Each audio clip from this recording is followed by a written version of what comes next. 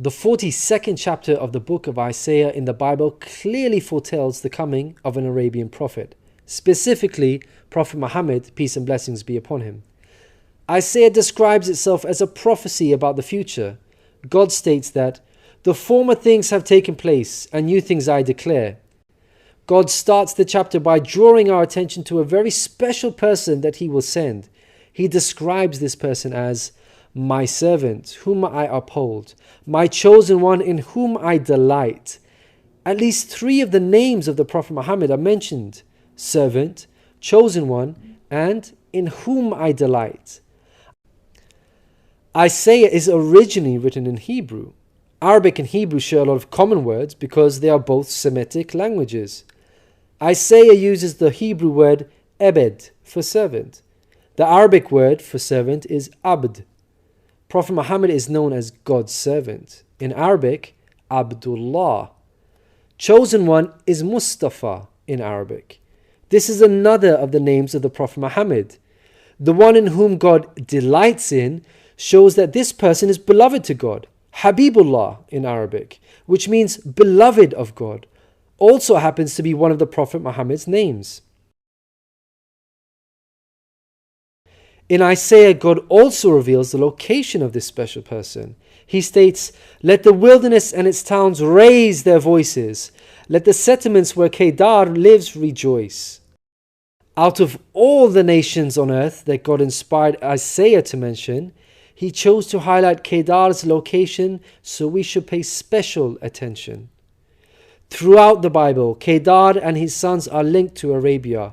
For example, the book of Ezekiel tells us that Arabia and all the princes of Kedar were your favorite dealers in lambs, rams, and goats.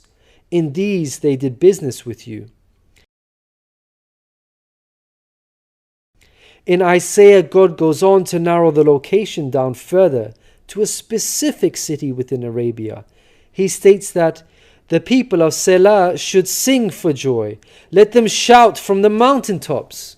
The place Selah pinpoints the exact location in Arabia. The place being spoken of is the city of Madinah in Saudi Arabia, because Selah is the name of a famous mountain in Madinah. Medina was the city of the Prophet Muhammad. An important point worth mentioning is that historically we know there was a presence of various Jewish tribes in Medina before the advent of the Prophet Muhammad. Both Jewish historians and Islamic history records this fact. The question then arises, why were there numerous Jewish tribes within Medina? The answer is that the learned Jews were aware of this prophecy in Isaiah and were anxiously awaiting the coming of a new prophet. Islamic history records the fact that whenever a dispute arose between the Jews and the Arabs in Medina, the Jews used to taunt their pagan Arab neighbors by saying, "When our prophet arrives, we shall obliterate you." The Quran also affirms this. God says, "Is it not a sign to them that the learned men of the children of Israel knew it as true?" In Isaiah, God informs us that the special person will bring something new. Mankind is told that we will sing to the Lord a new song, His praise from the ends of the earth. The statement "a new song" means a new law, a new way of worship. This is exactly what Islam represents. The emphasis on the new song here is singing the praise of God all over the earth. The Quran opens with the statement, "Praise be to God, Lord of the worlds," and is recited by Muslims all over the world during prayers every day. The new song cannot refer to Jesus because he did not bring about anything new. Rather, he confirmed the law of Moses that was already there. In the Gospel of Matthew, Jesus said, "Think not I am come to destroy the law or the prophets. I am not come to destroy, but fulfill." Jesus obeyed and followed the law of Moses throughout his life. Jesus didn't sing a new song. He sang the same song of Moses, the Torah. Moreover, the disciples of Jesus also followed the law of Moses, even after Jesus departed. In the book of Acts, we are told that the disciples looked to the Torah for guidance. For the law of Moses has been preached in every city from the earliest times. In Isaiah, God emphasizes the universal mission of the coming person by mentioning that he will be made a covenant for the people and a light for the Gentiles. Gentiles means non-Jews. The Quran confirms the Prophet Muhammad, peace be upon him, was sent to the whole of mankind, Jews and Gentiles alike. In the Quran, God tells us, "We have sent you, O Prophet, as a bearer of glad tidings and a warner for the whole of mankind, but most people have no knowledge." The verse in Isaiah cannot apply to Jesus, because in the Gospel of Matthew, Jesus said, "I was sent only to the lost sheep of Israel." In Isaiah, God further states that he will lead the blind by ways they have not known. Along unfamiliar paths I will guide them. The pagan Arabs at the time of the Prophet Muhammad fit this description perfectly, because they had not been sent a messenger prior to Muhammad. The Quran bears witness to this. God states that Muhammad was sent to warn a people to whom no warner has come before.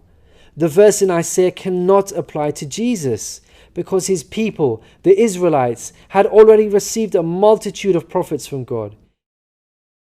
In Isaiah, God emphasizes that this special person will be sent to those who trust in idols, who say to images, "You are our gods." The whole of Arabia at the start of Muhammad's prophethood consisted of idol worshippers. Again, this cannot be a reference to Jesus, because his people, the Israelites, were monotheists and not idol worshippers. Moreover, Jesus explicitly told his disciples to stay away from the idol-worshipping Gentiles, the exact opposite of what God prophesied in Isaiah. The Gospel of Matthew tells us that these 12 Jesus sent out with the following instructions: do not go among the Gentiles.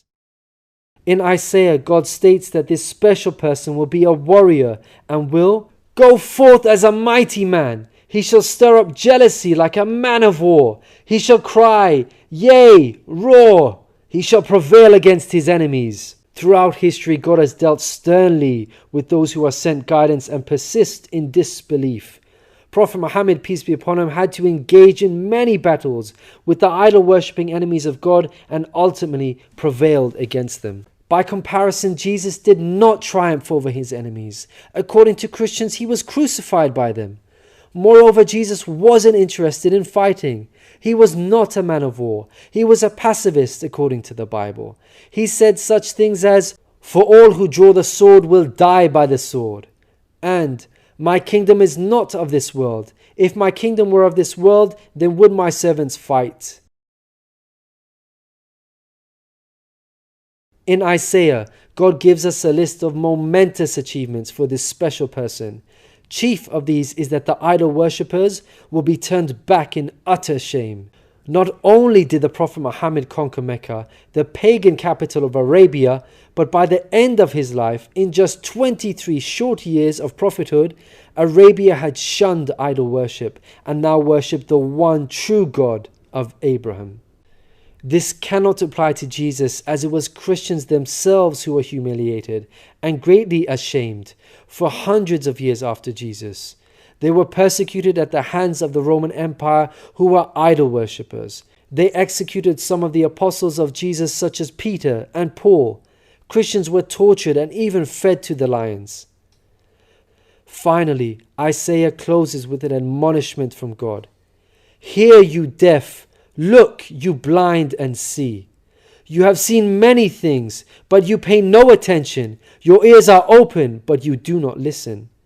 Which of you will listen to this or pay close attention in time to come?" It seems clear that the deaf and blind God is talking about in this verse are those who reject Prophet Muhammad, peace be upon him. Who among you will heed God by acknowledging him? Who will listen and pay close attention in time to come? الذين يتبعون الرسول النبي الأمي الذي يجدونه مكتوبا عندهم في التوراة والإنجيل يأمرهم بالمعروف